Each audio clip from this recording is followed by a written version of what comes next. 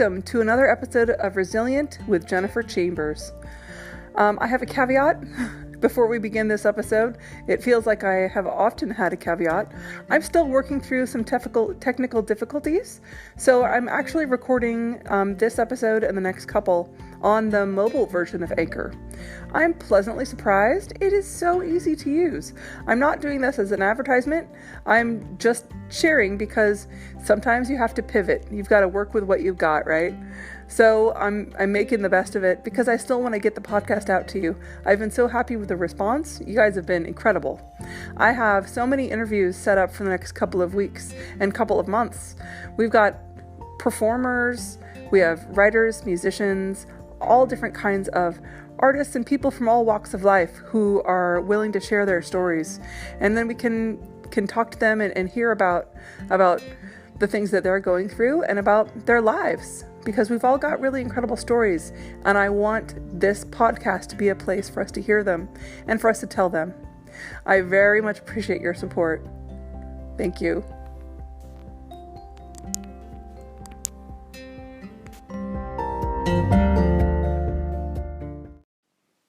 Hello, and welcome to Resilient Podcast with Jennifer Chambers. On this show, we share stories of people being resilient in times of strife, and those stories can take a lot of different forms. Today's topic is going to get real fast. We're talking about the dreaded diagnosis. Now, make sure you're comfortable. Sit down with a nice cup of something warm, and let's get into it. My personal experience with the word and the experience of having a diagnosis, per se, makes it almost the dirtiest of dirty words. I can't tell you the number of doctors who have basically thrown up their hands when presented by my super strange symptoms. All I ever wanted was pretty simple: a name for what was wrong with me. All right, that's not entirely true. I wanted mostly not to be in pain, closely seconded by just being seen as someone who is normal, whatever that is. I wanted to be just like everyone else, with problems that don't require multiple specialists to determine. Well, that's fair. It's not very realistic, and I can see that now. My symptoms started presenting themselves when I was about 12 years old. Now, bear in mind, any of my Genesis stories are really by their nature pretty skewed. Because of my brain injury at 15, all of the information I have is told to me by others. So, I am told that one summer day when I was 12, our family went to the lake to swim at the boat dock of a friend's. Now, when we say lake, it's a bit of a stretch. Some folks call our reservoir, which was built with the Corps of Engineers labor in 1942, here in my section of Western Oregon, more of a large ditch. The water's pretty brown when it gets stirred up, I have to admit, so understandably. When I left the water that day and complained about not being able to see anything but brown, like a brown fog out of my left eye, everyone thought, oh sure, it's mud, or maybe it's motor oil from a boat. But the brownness wouldn't go away. So I was taken to an ophthalmologist who determined it was actually my eye bleeding from the inside. And the brown film that I was looking through was actually a scab. Ew, sorry, I know that's gross. In order to bring down the swelling and the bleeding from what they suspected was a disease called uveitis, they gave me a shot of cortisone in my eye. Now, of course, I don't remember it, but there is really no better way to instantly stop your kid from whining about, some small issue or injury than to say, hey, is it worse than a needle in your eye? No? Well then, you're fine. Of course, I try not to minimize my children's injuries, but it's a good weapon to haul out over a paper cut or imaginary illness of some type. And my kids always laugh. Unfortunately, the shot they gave me, it caused my eye to develop glaucoma. Of course, there's drops for that, and eventually the uveitis also went away.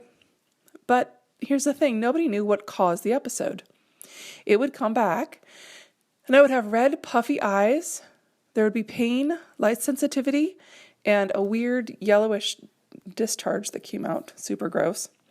I thought I kept getting pink eye, but my massive courses of drops made it go away after a week or so. Now, in my teens, my symptoms were pretty much interrupted by my brain injury. It was a strange synchronicity of fate, if you believe in fate. My parents were told that if the ER doctors were to use the traditional method for bringing down brain swelling at that time, which was steroids, they were afraid, because of my previous reaction to the shot in my eyeball, which actually was steroids, that I would go blind. My parents were actually on the verge of saying they'd try anything when a mysterious doctor with an experimental drug came in with an alternative treatment, which would eventually bring down the swelling and save my life. It sounds pretty fantastic, but it's true. The redness in my eye would come and go throughout the years. It was treated with drops mostly. I would take some courses of antibiotics when it was bad enough. But no one knew exactly what caused it. I went to lots of different doctors who eventually diagnosed it as, of course, it was uveitis, but it was something that presented as uveitis.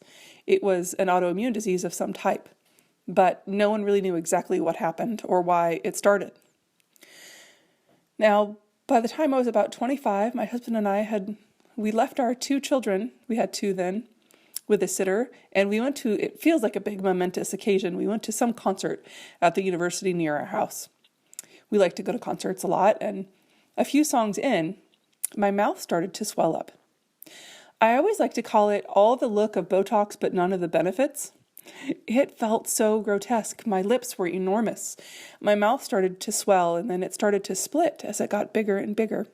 It wasn't super fast, but it was enough that it was alarming. So we went home. I took large amounts of ibuprofen to bring down the swelling for that. But then that evening, my right forearm started to swell. My joints started to ache. Everything started on the right side. It went from the small joints to the large ones. It was strange in that the pain faded laterally side to side. It was so odd. I was given referrals to doctors, rheumatologists, physical therapists. I went to see a naturopath. I took all kinds of courses of medicines that had terrible side effects. They put me back on steroids, finding out that it was only one particular type that I was reacting to. So then, of course, I had reactions to steroids. My body, as a part of the disease, began to show a lace-like rash. At first, this rash appeared only when I was cold or when I was at the beginning of an episode. And an episode is how they termed it. Everything that I had presented very much like rheumatoid arthritis without being rheumatoid arthritis. They also thought that I had ankylosing spondylitis for a while. Now I think that's been ruled out, but I'm not 100% sure. But that lace-like rash, at first it only happened when I was cold. And now it's pretty much permanent. It's interesting. I don't tan. I'm pretty darn white. So in the summertime, I'm more like white and red. I also developed Raynaud's syndrome. Raynaud's syndrome is a disease where your fingers and toes get very blue with cold. And then as they warm up, they get really bright red or white because of blood restriction to your fingers and toes. So eventually this disease, whatever it was, made not just my joints, but my muscles fatigue and so painfully that I couldn't even lift my trunk out of bed when I would be in the middle of a terribly bad episode. It happened for quite a while. I was pretty despondent. There wasn't much that I could do except suffer through my episodes. They would last for about a week at a time, as I said, and eventually they started getting closer and closer. Now, I tried to pinpoint on my own the different kinds of things that would trigger it and make it start. I determined that one of the things was overdoing it, which makes sense. When I overdid it, I would often get really sick the next day or the next week. One of the things I did was to, just as a trial, I talked to a doctor and they didn't have any empirical evidence, but they thought, go ahead, stop eating, let's try gluten first to see if it had any bearing on things. And surprisingly, it did. I haven't eaten gluten for 10 years. Now, a caveat here, this is only my experience. This is not to be taken as medical advice. This isn't for anyone else. If this is helpful to you, that's great.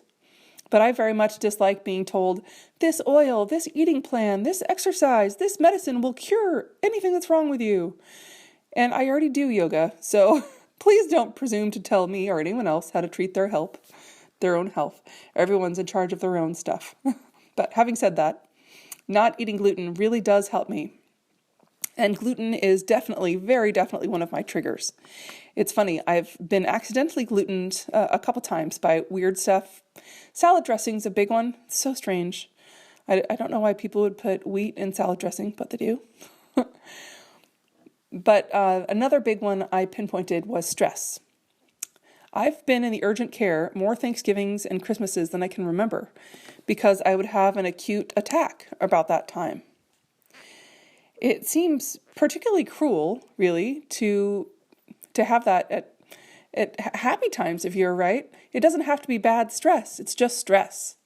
Stress is as in something different or big changes into my routine. Unfortunately, as a person with a brain injury, very much more so at the beginning of my recovery process, but routine is very important for me. It helps quite a bit. So many doctors later had almost given up trying. I can't tolerate opioid pain medications, and I don't like them anyway. I didn't know what to do. I wanted to be around to see my kids grow up. I was having less and less mobility. I have a cane. I've had walkers.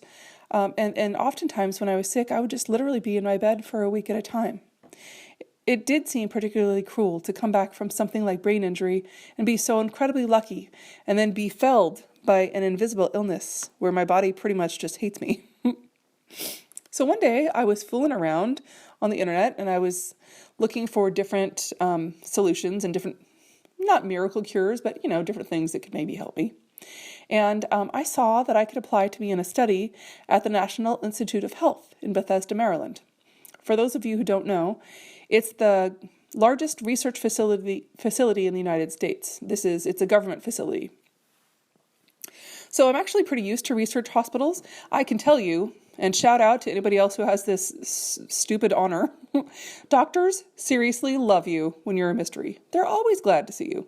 So I applied to this study and I kind of got my hopes up. We had honestly been all around the country. I live on the West Coast and we'd been back and forth all over looking to hospitals, looking for some sort of solution. Then I got an email saying that I didn't actually fit the criteria for their study. Up and then down. About 3 months later, though, they called back. Could I come out to the NIH in Bethesda and get testing? Heck yes, I could.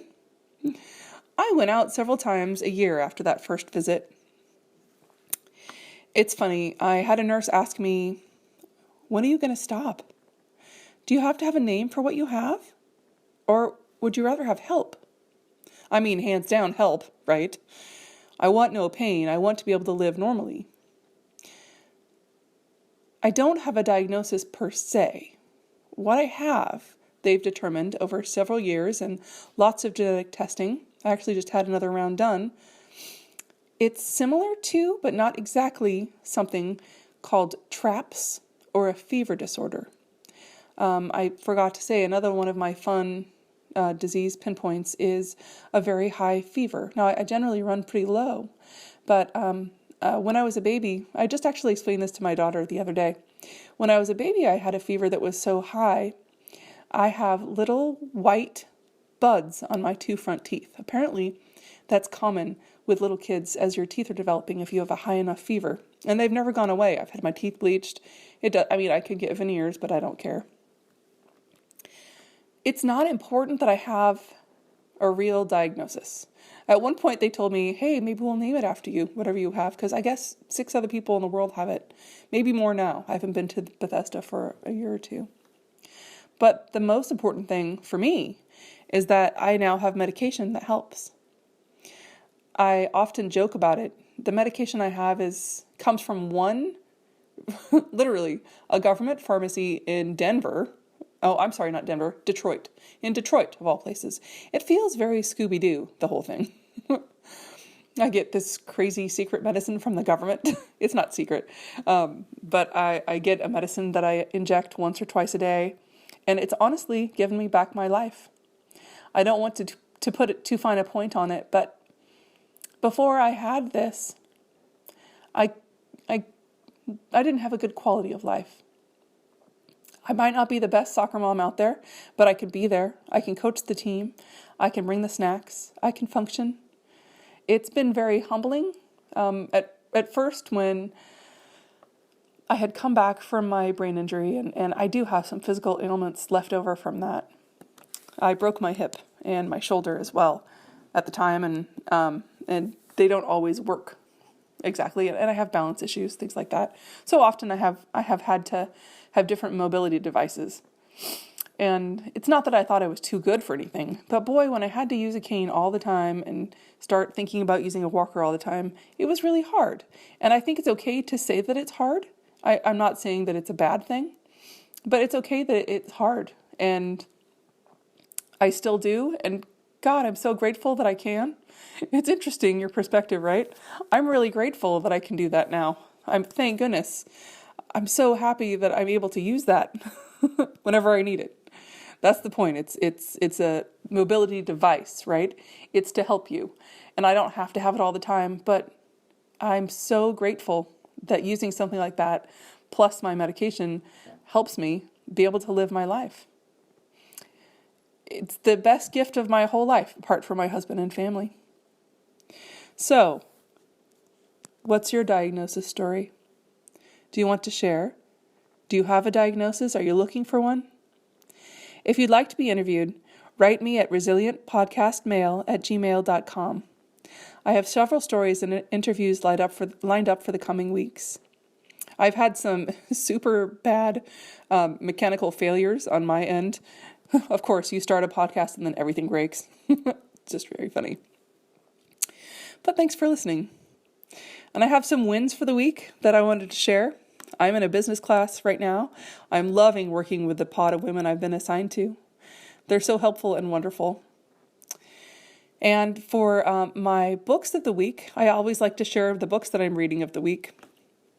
I really like mysteries, so I read 2 cozy mysteries this week, Assaulted Caramel by Amanda Flower and Devonshire Scream by Laura Childs. I can't get enough mysteries that have recipes. It's the perfect combination for me. Then I also was reading a more traditional mystery, A Bitter Feast by Deborah Crombie. And then for nonfiction, I have these 2 books that I am crazy about. Very different, very, very intense. The first book that was nonfiction that I read is called The Second Chance Club, Hardship and Hope After Prison by Jason Hardy. It's so incredible. It's compelling. The man who wrote the story, he now is an FBI agent, which is interesting in and of itself. But he started work and wrote the book about being a parole officer in the New Orleans district. It's fascinating. It's an eye on a part of the country that I know nothing about and want to know much more of, especially New Orleans as it is today. Very, very interesting and hopeful for humanity. It's not always pretty, but very worth your time. I really recommend it. And then I read kind of a fun one. I read Flea, Flea's memoir called Acid for the Children. Flea, of course, is the bass player for Red Hot Chili Peppers. It's extremely intense. There's a lot of graphic depictions. He doesn't shy away from his high partying lifestyle as one before and during his life as a Red Hot Chili Pepper. But he also has a lot of insights about his life. I recommend that one too. Like I say, very different. Very, very different, but super fascinating. I hope you have a wonderful week. Please subscribe and review if you can, and follow me at Resilient Podcast Network on Instagram for a daily dose of inspiration and realness. Have a great week.